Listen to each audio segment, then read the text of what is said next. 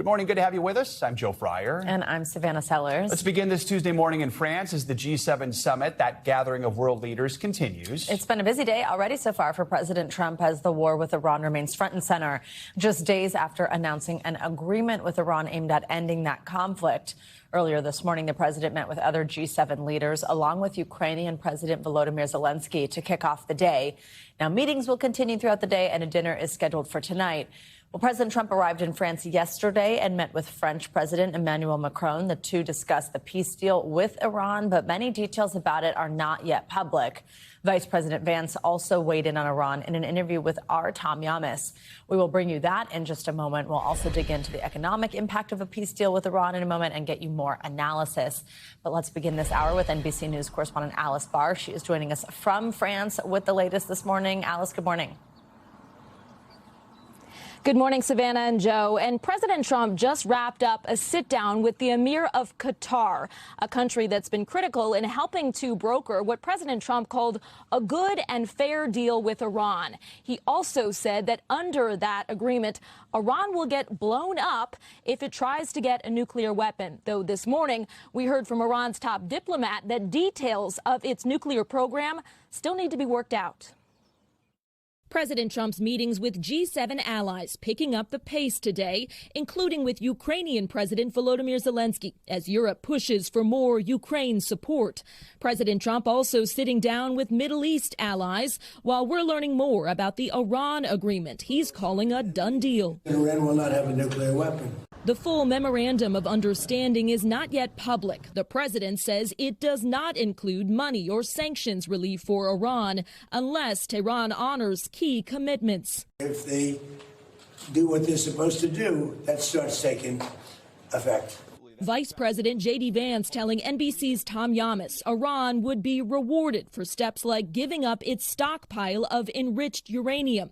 He pushed back against comparisons to the Obama-era Iranian nuclear deal, as the former president said it's doubtful any new agreement is going to be significantly different or a significant improvement. The Iranian nuclear program has been completely destroyed, and what we're saying is make the long-term commitment not to rebuild it, and you will get the benefits that come with that. A formal deal signing Friday kicks off a 60-day window for tricky technical talks on Iran's nuclear program, while questions also remain about the vital Strait of Hormuz, which senior U.S. officials say will be fully open without tolls, sending oil prices plummeting, though Iran said it expects to charge oil tankers service fees. And then there's Lebanon, where Israel plans to keep forces stationed in its fight against Iran-backed Hezbollah militants, despite Iranian demands for peace there as part of any broader deal. And President Trump said this morning that Israeli Prime Minister Netanyahu needs to be more responsible in his approach toward Lebanon. He praised the leader of Syria and said that he will do the job against Hezbollah if Israel can't do it without, quote, killing everyone else. These two leaders have somewhat different objectives in this war and need to get on the same page for peace to last. Savannah and Joe. All right, Alice, thank you. Vice President J.D. Vance has been a key player in these negotiations with Iran. NBC Nightly News anchor Tom Yamas spoke with him about stopping Iran's nuclear program, the president's main justification for starting this war. Here's part of that interview. Will nuclear inspectors be allowed back in? Yes, absolutely. That's in fact one of the core parts of the agreement is that the IAEA and the United States are going to help Iran destroy the highly enriched stockpile, and that's something that's spelled out very clearly in the MOU. Is there a date? Has a date been set on when inspectors will be allowed into Iran? Well, that's one of the things we're going to talk about on Friday when everybody gets together, signs this agreement, and kicks off the technical negotiations. But our expectation is that there's actually, because there's broad agreement on this, there isn't a whole lot of disagreement on this particular issue. That should happen very quickly. And again, if the Iranians comply, benefits will flow to them, and that's what we hope to see. We want them to behave like a normal country. We want them to have a successful country, but only if they do what's necessary to commit long-term to not building a nuclear weapon. Mr. Vice President, you're speaking to the American people right now. I want to understand this in the simplest terms. What does Iran need to do before they can be rewarded? What do they have to do to get that money? Do they have to give up their enriched uranium? Well, we're going to stagger it, right? So giving up the enriched stockpile of uranium, that's the thing that we have focused the most on. They will get benefits for doing that. The cessation of funding of terrorist organization, they will get benefits from that. Making their country investable, they will get benefits from that. So what this is set up as they perform their end of the bargain, then more and more benefits flow to them. If they do less, then less, potentially nothing flows to them, and that's the way that we've set it up. This deal sounds familiar to some, including to President Obama, who said this in a new interview. I want to play it for you. It is doubtful that any agreement that arises is going to be significantly different or a significant improvement from the deal that we had in the first place and had worked for a long stretch of time. What do you say to the former president? Well, first of all, I just think that's fundamentally not right. If you go back to the Obama JCPOA, what it did is it took an Iranian nuclear program that it accelerated, and it basically bribed the Iranians to stop that program. We're in a totally different position here. The Iranian nuclear program has been completely destroyed, and what we're saying is make the long-term commitment not to rebuild it, and you will get the benefits that come with that. There's a second major difference between the JCPOA and this Trump peace plan, and it's this. The Gulf Arab countries, the countries that have been threatened the most by the Iranian regime over the past 47 years, they hated the JCPOA because they felt that it empowered Iran to be a bad regional actor. Do you know what those same countries say about the Trump peace plan? They say that it's amazing because it transforms the Middle East in a way that makes them more peaceful and more prosperous. Finally, the president has had some sharp words for Benjamin Netanyahu, the prime minister of Israel. He's called him crazy, ungrateful, lacking judgment. He's used some expletives while saying that. And then you have Netanyahu today saying something very different about this agreement, saying that with or without an agreement, they're not going to change their posturing. Why did the U.S. and Israel get so sideways on this issue? Well, I think fundamentally the United States, we have our interests. Israel's often a good partner. We also have aligned interests, but also sometimes we're going to disagree on issues from time to time. And I think that's totally reasonable. Even our closest allies, from the United Kingdom to Israel, we sometimes have disagreements. But do you have buy-in from Israel? Isn't that a critical player in all of this? Well, what we know is that this agreement is going to make Israel safer. It's going to make the entire region safer. We feel quite confident the Israelis are going to be bought in on this agreement once we get a little further down the road. And our thanks to Tom for that conversation. For more, let's bring in Max Bergman. He's a director at the Center for Strategic and International Studies. Max, good morning. Thanks so much for being with us. So we first heard President Trump weigh in on Iran yesterday during his meeting with the president of France. Let's play a little bit of what we heard there and talk on the other side. We got along very well with Iran. It's a different set of leaders. As you know, the first set is gone. The second set is gone. And we found the third set to be very smart, strong, very smart, but we ended up making a deal. I want it to be released because it's a very powerful document. It's not like the Obama document, which was just a terrible document.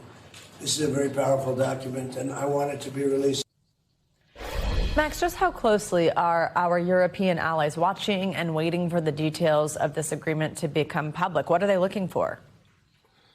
They're watching it extremely closely, in part because they care about the details, especially if there is going to be a de facto toll on the Strait of Hormuz. The Europeans care a lot about the law of the sea, about international law, and they have a number of straits in their waterways, the Strait of Gibraltar. There's a strait between Denmark and Sweden that a lot of Russian ships pass through. So is this suddenly an international waterway that will have a tax or a toll? Is something they're going to pay close attention to. Also, the Europeans were part of the whole JCPOA nuclear deal. The EU helped broker that as well. France and the UK as well. And so they're, I think, very interested in Iran's nuclear program. Let's remember the Middle East is much closer to the European Union. They have a lot of concerns about Iran from a security perspective, but also instability leading to another refugee crisis. So lots of concerns from the European perspective about the details of what comes out of this agreement. Max, in that interview yesterday that we just played with our Tom Yamas, the vice president said nuclear inspectors will be allowed back into Iran as part of the deal to end the war. What are some of the challenges that could get in the way of making that a reality? Well, I mean, we now have a country in Iran that has been heavily bombed, so I'm not sure what the state of its infrastructure is. Also, inspecting the nuclear facilities that have been bombed, I think that will be also incredibly difficult. And I think it's worth remembering that there were IAEA inspectors on the ground until they were kicked out by Iran. But after the collapse of the JCPOA and the bombing last year of Iran's nuclear sites. So, I think we're in a situation of a lot of uncertainty about where things head. The one thing I would say about this deal is it's good that this war hopefully is over, because it doesn't look like the U.S. got anything out of this war, but at least it could end very quickly because it wasn't heading in the right direction for the United States. Max, the other big topic for this meeting is the war in Ukraine. What kind of assurances are European allies hoping to get from President Trump? Well, this is interesting because I think we're in just a very different situation than we have been in especially a year ago in 2025, when President Trump famously told President Zelensky in the Oval Office that Ukraine has no cards. Right now, Ukraine has a lot of cards. They are really taking the war to Russia. It looks like the momentum has switched in this conflict to Ukraine. They are continuing to strike deep inside of Russia and really pummeling Russian lines. Russia has made no territorial gains. So I don't think Zelensky goes to meet with Trump, or they just met, and is sort of on bended knee to maintain U.S. assistance. I think the main thing is to maintain U.S. intelligence support, which is really important, and to not undo Russia sanctions, which had been partially weakened because of the war in Iran. We wanted to get Russian oil on the market to reduce global oil prices, so hopefully to snap back sanctions on Russia. So I think right now Zelensky is just hoping the U.S. basically stays where it is, providing some support, but really on the sidelines of this conflict. It is the EU that is now the major financial backer of Ukraine. And so America has just much less of a role in Ukraine than it did a year ago. All right, Max Bergman, thanks so much for your time. For now, markets are breathing a sigh of relief after the U.S. and Iran announced this framework agreement to end the conflict. As we've reported, the memorandum would reopen the Strait of Hormuz, lift the U.S. naval blockade, and other sanctions relief if Iran meets these commitments. As investors react to the possibility of easing tensions, oil prices are falling and stocks are moving higher, with the Dow closing at a record high on Monday. But with the Fed holding its first policy meeting under new chair Kevin Warsh this week, questions remain about what this could mean for inflation, interest rates, and the broader economy. For more on all this, let's bring in Brooke DePalma, senior reporter at Yahoo Finance. Brooke, good to have you with us. So as we mentioned, stock futures, they're looking good. Oil prices are dropping. Explain what's driving this optimism. And obviously, it's contingent on this framework holding, right? Exactly. It's contingent upon this framework holding, this agreement actually happening. It seems like we were getting so many potential ceasefires, potential agreements. Now with the signing set to happen on Friday, investors are optimistic that this time is actually it. And this morning in pre-market trading, investors taking a bit of a breather here, but that's after we saw this record close for the Dow on Monday. We also have that record IPO, SpaceX driving the NASDAQ higher. But we are seeing crude oil, U.S. crude, falling below $80 a barrel this morning. That's quite significant because that hasn't been levels seen since pre-war. And so there's this optimism that we will eventually see this agreement happen, but it could take weeks and months for that Strait of Hormuz to reopen. So while oil prices may be coming down, what do we think for gas prices? What does this look like going forward? Why do energy prices potentially stay high? Right. Well, energy prices potentially stay high because the Strait of Hormuz, there's so many questions up in the air about how long this will take to reopen, how long this will take to rebuild those levels of oil that we saw prior to the war, and how exactly that will trickle down into everyday gas prices at the pump. Right now, gas prices, you can see on the screen, now sitting at $4.04. That's still higher than what we were back at the end of February. And it all really matters about how fast a ship and crucial, shipping routes feel comfortable passing through the Strait of Hormuz, whether or not those mines get out quickly enough in order for them to feel like they can go through, and whether or not we'll have a toll. On top of that, too, we know that the strategic petroleum reserve in the U.S. is now near record lows, the lowest it's been since the 1980s. So it's going to take some time to rebuild that supply that we had prior to this war. All of this is happening this week as the Fed meets this week. We have a new chair, Kevin Warsh. Obviously, everyone is kind of keeping an eye on what he's going to do. What do we expect the Fed to do this week? And then what are you going to be listening to when Kevin Warsh speaks? What could be the clues about what the future holds for interest rates? Right. Well, one expert's saying that this is sort of like an uncomfortable debut for Kevin Warsh because he is in this weird position where you have a hot labor market adding hundreds of thousands of jobs. And then on the flip side, you have inflation at 4.2%, the highest it's been in 3 years. And so largely we're expecting the Federal Reserve to sort of take a wait and see approach. They want to understand, is this transitory? Is this energy shock actually going to last? Or once the Strait reopens, will we get those oil flow throughs? And then will energy eventually fall lower in the second half of the year? But we're going to be listening for some tea leaves to understand if Kevin Warsh will take a more dovish take, aka will he cut rates like he sort of had taken the position from the pressure of President Trump, largely telling him to sort of cut rates? Or will he go along with many members of the Federal Reserve who do think that later on this year, we could see a rate hike because of this higher inflation? Largely, many on the street saying now we don't expect any rate cuts for the rest of the year, and the Fed will take a wait-and-see approach to see how this all plays out. See what happens, and we'll see how the president reacts to what happens. Exactly. All right. Brooke, thank you so much. Appreciate it. Well, staying in Washington, Senate Majority Leader John Thune says the Senate will attempt to advance an extension of a controversial surveillance law after it expired over the weekend. Thune said the Senate will do so without attaching it to the Save America Act, a move that goes against the president's wishes. NBC News Capitol Hill correspondent Melanie Zanona joins us now with more on this. Mel, good morning. So Senator Thune has warned that the expiration of this, it's Section 702 of the Foreign Intelligence Surveillance Act. It says he says it poses this threat to national security. Remind us what this provision does and how it was allowed to expire in the first place. Yeah, good morning, guys. So this section of FISA is used to collect intelligence overseas. It's used to spy on foreigners. As lawmakers have noted, it's been used to thwart terror attacks, including a terrorist plot once on a Taylor Swift concert. So for the U.S. government, it has really been a critical spying tool that they have used in the past. And there was a bipartisan agreement to reauthorize this law.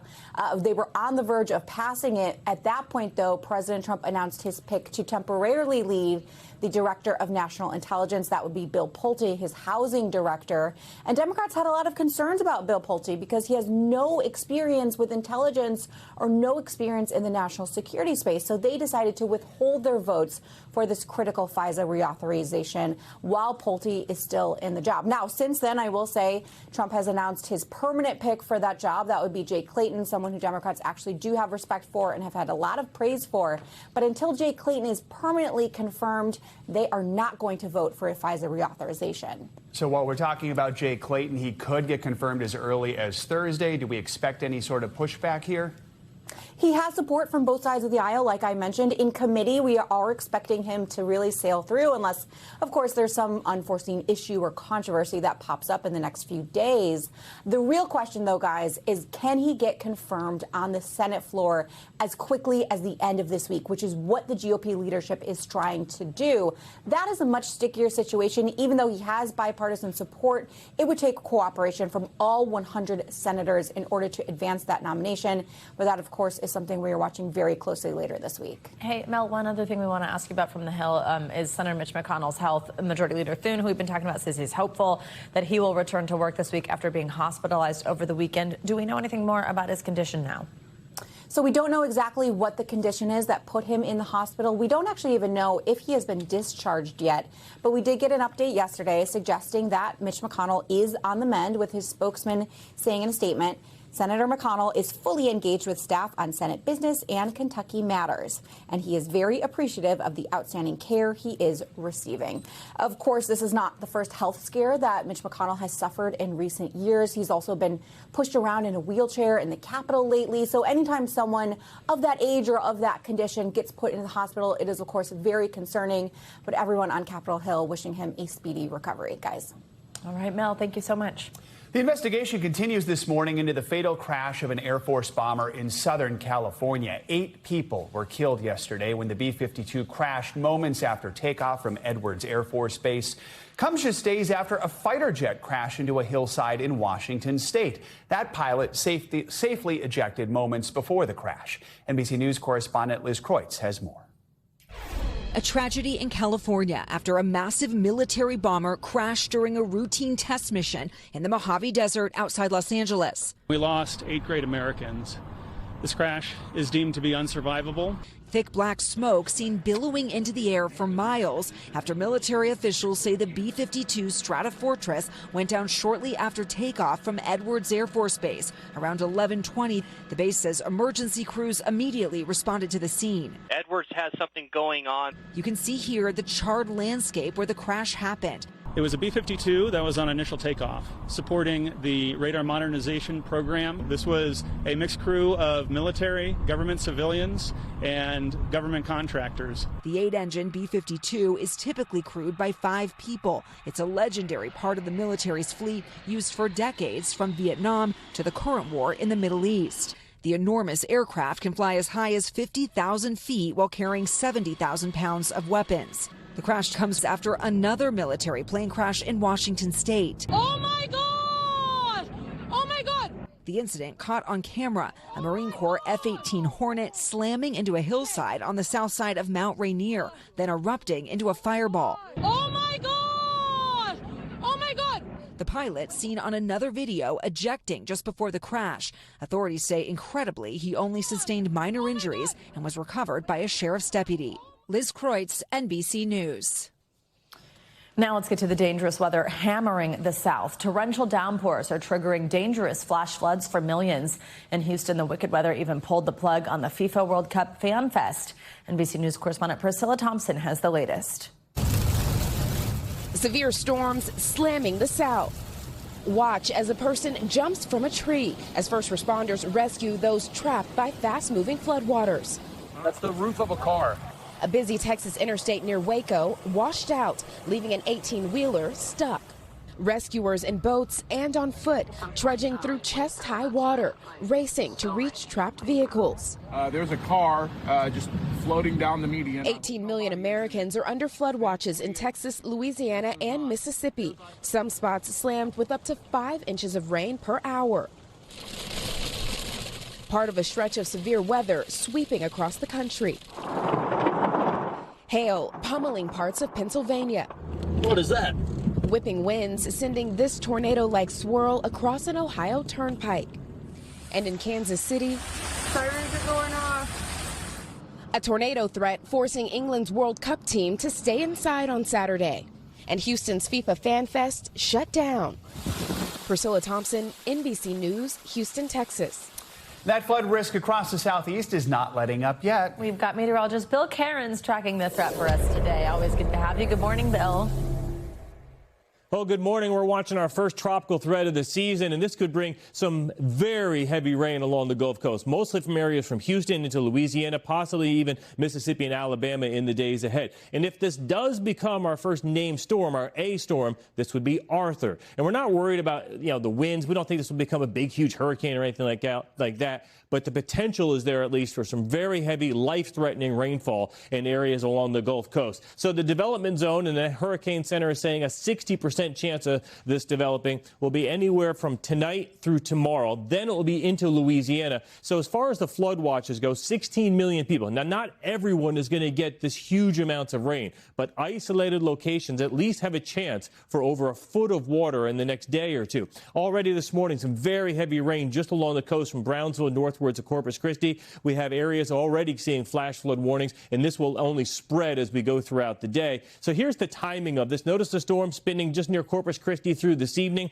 Then as we head towards tomorrow, it'll begin to slide towards coastal Louisiana. That's when the heaviest rainfall is, and that should be our biggest water threat. So from Lake Charles heading over towards Baton Rouge, maybe even eventually towards New Orleans as we go throughout Wednesday evening. Then Wednesday night into Thursday, we slide this into areas of Mississippi and Alabama. Could even be near over the top of Atlanta by the time we get to Thursday. So anywhere where the storm travels will have that risk of some very heavy rainfall and the chance of some flooding. Rainfall totals could be anywhere between 8 to 12 inches in Louisiana, Mississippi, and also central portions here of Alabama. There should be a little less totals in areas of North Florida, and also it doesn't look like Dallas-Fort Worth is going to get much of this. So we'll keep track of this over the next 24 to 48 hours. If you live along the Gulf Coast, pay close attention to this possible forming new storm.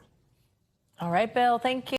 We thank you for watching, and remember, stay updated on breaking news and top stories on the NBC News app or watch live on our YouTube channel.